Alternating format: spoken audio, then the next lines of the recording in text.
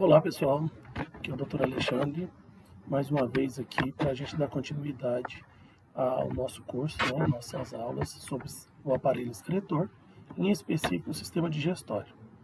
Anteriormente a gente falou da porção supradiafragmática, nós escrevemos as estruturas anatômicas até o esôfago, e agora nós vamos falar das estruturas anatômicas do sistema digestório infradiafragmático, elas localizadas abaixo do diafragma. Então vamos lá, a gente começa inicialmente pelo estômago. Então veja, o estômago, essa bolsa capaz aqui de armazenar o bolo alimentar, capaz de armazenar sólidos e líquidos. Esse estômago, ele tem algumas partes importantes. Então veja, a primeira parte que se destaca aqui no estômago é a sua junção com o esôfago. Essa união esôfago-gástrica, ou gastroesofágica, a gente chama aqui de cárdia. Então, é logo aqui onde se encontra o esfíncter esofágico inferior, o qual é responsável por impedir o refluxo. Nós temos essa porção mais superior do estômago, que é o fundo gástrico. Bom, o fundo gástrico é um local que normalmente não fica nenhum tipo de alimento, mas fica gases. Quando você toma algum alimento gasoso, acaba aumentando, expandindo o fundo gástrico. Temos aqui o corpo do estômago e aqui o piloro, chamado piloro, a última parte do estômago que forma o funil que vai se unir aqui ao duodeno. Então aqui você vai ter aqui uma porção final que é a saída do bolo alimentar para o duodeno, nessa região do piloro. O piloro a gente divide ele em antro pilórico, um local com grande incidência de úlcera, tá? Então aqui você tem um antro pilórico, e aqui o canal pilórico propriamente dito. Aqui, na transição do piloro para o duodeno, nós temos uma preguiação, que é o esfíncter do piloro. Então, o esfíncter do piloro, essa prega de musculatura, que vai dosar a saída de bolo alimentar para o duodeno, assim como vai impedir que retorne ao estômago substâncias que estão aqui na primeira parte do intestino delgado, no duodeno. Então, essas são as partes principais. Além daqui, a gente tem curvatura gástrica menor e a curvatura gástrica maior. Essas são as principais partes, porções. Destaca-se no estômago algumas camadas. Então, nós temos aqui a camada mais externa, chamada camada serosa, que reveste aqui o estômago de tecido conjuntivo. Logo abaixo, eu tenho a camada muscular. E a camada muscular se subdivide em 3 porções. Camada de fibras musculares, longitudinais. Depois eu tenho fibras circulares e fibras oblíquas. Essas fibras, essa organização de fibras faz com que o estômago possa trabalhar como uma verdadeira britadeira, mobilizando aí macronutrientes e começando a primeira fase de digestão de alguns alimentos, como por exemplo a proteína, e a segunda fase, como é o caso dos carboidratos, já que a primeira fase dos carboidratos começa na boca. Então, você tem aqui essa organização das fibras. E claro que dentro do estômago eu tenho a mucosa, onde eu tenho aqui as pregas gástricas, e aí ela forma essas pregas na parede interna do estômago, o que a gente chama de mucosa gástrica. Bom, o estômago ele é responsável por armazenar, triturar, preparar o alimento, no caso o bolo alimentar que está vindo da ingestão, para que possa ser absorvido no nível intestinal. Claro que algumas substâncias são absorvidas no estômago pela mucosa gástrica, como o álcool, vitamina B12 produzida, absorvida aqui, tá? Mas na maioria das vezes o estômago só serve mesmo como armazenamento e passagem e preparo do bolo alimentar através do suco gástrico, através da digestão mecânica para o duodeno. Bom, o que acontece? Ele está localizado logo abaixo do diafragma e, porventura, o que pode ocorrer? Parte do estômago herniar através do hiato esofágico, passando para a região aqui supradiafragmática. Você tem essa herniação, nesse sentido que é uma herniação realizada por deslizamento, e você tem uma herniação de hiato que é o fundo passando paralelamente ao esôfago. Então, você tem ela paraesofágica. Em ambos os casos de herniação, o maior problema é que você vai ter um grande refluxo de substâncias gástricas para o esôfago. E como a mucosa do esôfago não tem o preparo para evitar a sua corrosão, como o caso da mucosa gástrica, a mucosa do esôfago pode entrar em corrosão. Então, esse refluxo pode levar, por exemplo, à formação aí de lesões na parede do esôfago, né? Levando a esofagite, né? E uma ulceração da mucosa esofágica. Aqui nos mostra alguns casos de úlceras, né? Então você tem aqui a úlcera esofágica, úlcera gástrica, veja que predominantemente na região do antro pilórico, úlcera duodenal. Então, essas são ulcerações, são lesões da mucosa que reveste essas estruturas. Bom, logo após o estômago, o sistema digestório vai se organizar em nível intestinal. E aí o intestino, nós vamos ter ele organizado no intestino mais centralizado, chamado intestino delgado, e um intestino que vai fazer uma moldura sobre esse intestino delgado, vocês podem observar aqui, que é o intestino grosso.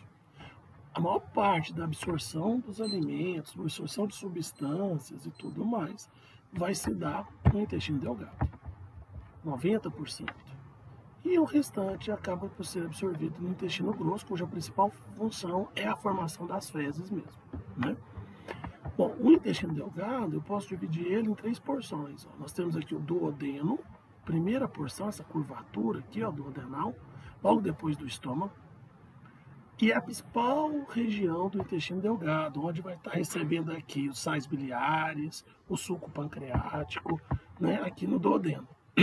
Então, onde ocorre a maior parte da digestão química no intestino.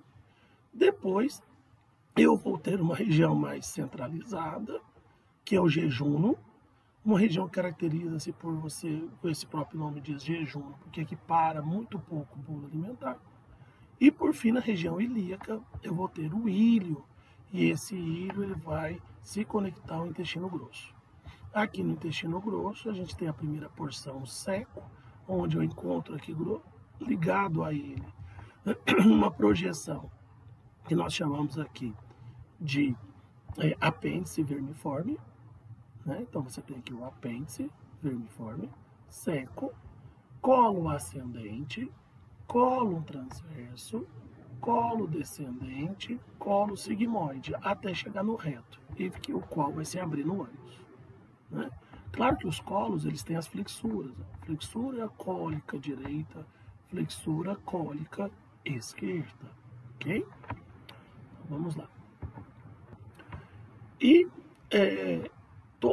grande parte, ou a maioria desses órgãos são revestidos por peritônio, né, um tecido que reveste os órgãos abdominais e pélvicos, com exceção de alguns, como por exemplo o rim, que é reto-peritoneal. E esse tecido seroso, ele vai dar algumas pregações, como se fossem ligamentos. E aí eu vou ter pregas do peritônio se denominando como omento ou mesos.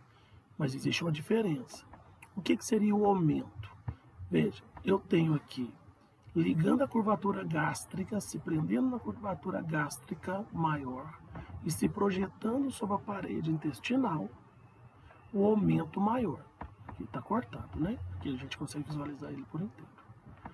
E se ligando a curvatura gástrica menor e se prendendo, olha, ao fígado, eu tenho um aumento menor. Então, aumentos são pregas peritoneais que ligam um órgão a outro órgão. Tá? Isso é um aumento. E, portanto, ele é importante para manter as relações de direção, localização dos órgãos. Por outro lado, eu tenho pregas do peritônio que vai ligar um órgão à parede abdominal. Quando você tem pregas do peritônio que se prende ao intestino e daí a parede do abdômen, eu chamo de meso. Então eu tenho pregas aqui do peritônio que vão prender o intestino delgado na parede posterior do abdômen. Aí eu tenho o mesentérico. Eu tenho prega do intestino do peritônio que vai prender, ó, o colo sigmoide à parede abdominal. Então eu vou ter o mesocolo. Eu tenho o mesocolo sigmoide e aqui dá para eu visualizar o mesocolo transverso. Tá? E eu tenho mesocolo também, ascendente e descendente. O mesocolo, então prende os cólons à parede abdominal. Isso é meso. Aumento, prende órgão a órgão. Tudo isso são pregas peritoneais. Okay? Pois bem, a primeira parte do intestino delgado, então, é o duodeno. Aqui a gente tem, demonstrando o duodeno, né? O duodeno, ele é o principal local onde vai desembocar o ducto pancreático e o ducto da colédoco, que é o ducto lá proveniente do fígado trazendo a bile, tá certo? E ele vai desembocar esses ductos dentro do duodeno, tá? Eles vão se abrir, né? Através da papila. Então aqui você vê, ó, o ducto pancreático se abrindo aqui, né? Juntamente com o duodeno, a maior parte eles se unem, formam a ampola hepatopancreática e vai se abrir aqui na papila duodenal maior. A papila duodenal menor é a abertura do ducto pancreático acessório, que em alguns casos ele pode até não existir. Então aqui está o duodeno, né?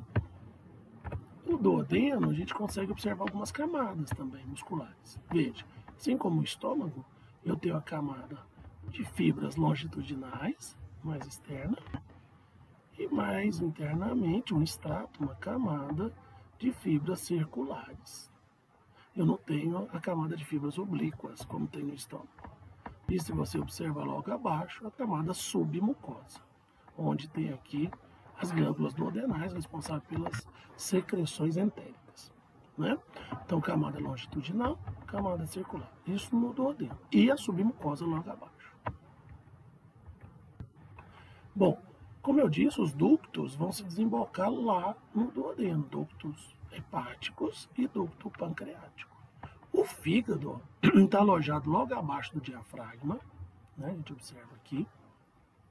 Ele é constituído por lobos, então você tem aqui, ó, o lobo direito, o lobo esquerdo, ainda temos o quadrado e o caudado, que daqui a pouco numa visão inferior a gente verifica eles.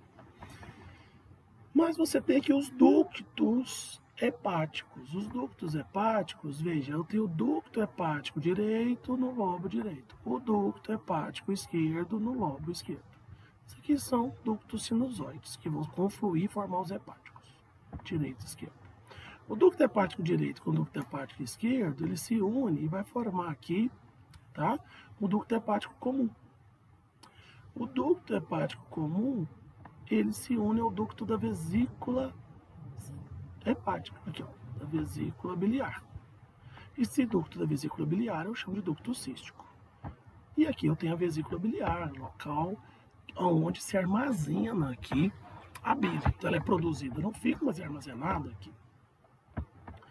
A união do hepático comum com o ducto cístico, eu formo o ducto colédoco. O ducto colédoco, acompanhe comigo aqui, ó, ele tem um trajeto descendente para a região do duodeno e antes de se abrir no duodeno, ele se funde com o ducto pancreático principal, formando aqui a ampola hepatopancreática, antigamente chamada de ampola de Vater, né? Mas nós não usamos mais epônimos. E a ampola hepatopancreática vai se abrir no duodeno através da papila duodenal maior. Que importância clínica tem isso? Imagine vocês uma pedra cística aqui, né? Um cálculo biliar que se desloque pelo ducto cístico. Ele pode vir para o ducto colédoco e ele pode parar na ampola, obstruindo a passagem tanto da bile quanto do suco pancreático. Ao obstruir a passagem do suco pancreático, você promove aqui uma ação desse suco contra o próprio pâncreas. E aí, substâncias do suco pancreático, como a tripsina, vão corroer o pâncreas, podendo levar a uma inflamação do pâncreas, o que a gente chama de pancreatite. Por isso que cálculos biliares têm que ser tratados muito rapidamente para evitar uma pancreatite. Principalmente cálculos pequenos, são os piores, tá? Porque aí você tem uma condução facilitada aqui. Aqui uma visão inferior, ó, do fígado, aonde aqui a gente vê novamente o lobo esquerdo, o lobo direito, só que agora a gente vê passando pelo fígado a veia cava inferior, recebendo aqui o sangue proveniente do sistema porta do fígado. Aqui eu tenho o lobo quadrado, onde está apoiada a vesícula, ó, entre o quadrado e o direito, eu tenho a fossa da vesícula biliar, onde está alojada aqui a vesícula biliar. E aqui o lobo caudado, a referência para achar o lobo caudado é a veia cava inferior. Ele fica entre, a veia cava inferior fica entre o caudado e o lobo direito, né, a passagem dela. E essa região de entrada e saída de estruturas eu chamo de hilo hepático.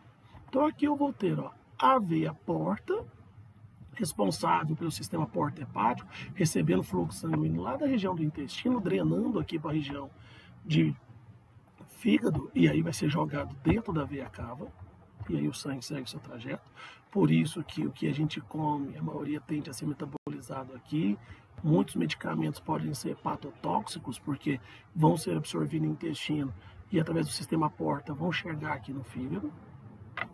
Você tem aqui a artéria hepática, que vai irrigar, e nós temos aqui o ducto colédoco. Então a união, ou seja, o conjunto, essa região onde tem artéria hepática, veia porta e ducto colédoco, isso aqui eu chamo de hilo hepático. O conjunto, se eu amarrar todas essas estruturas, é o pedículo, né? E também é chamado de porta do fígado, porque é a entrada do sistema porta. Bom, logo depois do duodeno, o bolo alimentar segue o seu trajeto, né? E aí a gente já observa uma segunda parte, que é o jejum. Aqui a gente está vendo, ó, o mesentério, que fixa, né, o intestino na parede, e aqui a gente já está vendo uma alça, ó, da artéria mesentérica superior.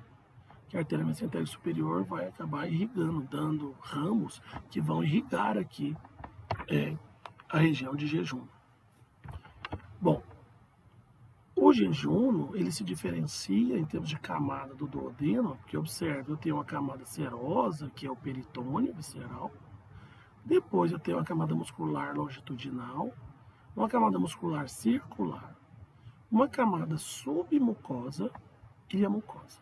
Então veja quantas camadas eu tenho aqui no jejum. Logo após o jejum eu tenho o ilho. E aqui no ilho, novamente, eu tenho aqui o mesentério, que vai prender uma parede do abdômen. E eu vou ter, parede posterior, né? E eu vou ter aqui o sistema irrigatório também, ó. Os ramos das artérias provenientes lá da mesentérica superior. Então, a mesentérica vai irrigar o mesentério, daí o nome dela é mesentérica, né? Aqui, da região, a mesentérica superior, aqui da região do ilho também. E o ilho também tem as suas camadas. Veja só, ele tem camada serosa, camada muscular longitudinal, camada muscular circular, camada submucosa e camada mucosa. Todas essas camadas, tanto do duodeno, jejum e ilho, são muito importantes, não só para a questão da digestão química, da secreção de substâncias para a digestão, mas principalmente a camada muscular para os movimentos peristálticos, tá? Os movimentos peristálticos. Então, você tem circular que comprime e a longitudinal que empurra o bolo alimentar. Bom, essa última parte do intestino delgado, ela vai se ligar ao intestino grosso. Então, nós temos aqui o ilho se conectando à primeira parte do intestino grosso, que nós chamamos de ceco.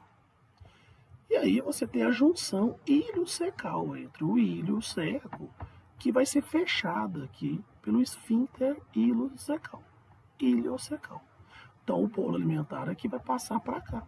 através do ósteo iliocecal, onde você tem o esfíncter iliocecal, que vai dosar essa passagem do bolo alimentar, porque você não tem uma passagem em grande quantidade, prejudicando aqui o que precisa ser ainda reabsorvido.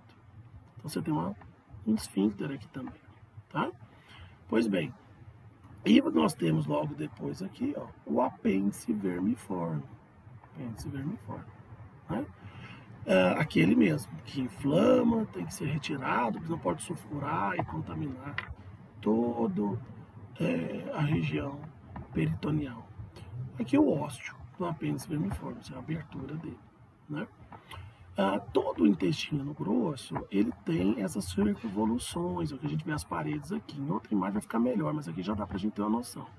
Essas circunvoluções são chamadas de áustros. Elas são formadas porque essas fitas tendinosas aqui, chamadas de tênias, elas tensionam a parede externa do intestino grosso e vão formar essas saculações, os áustros.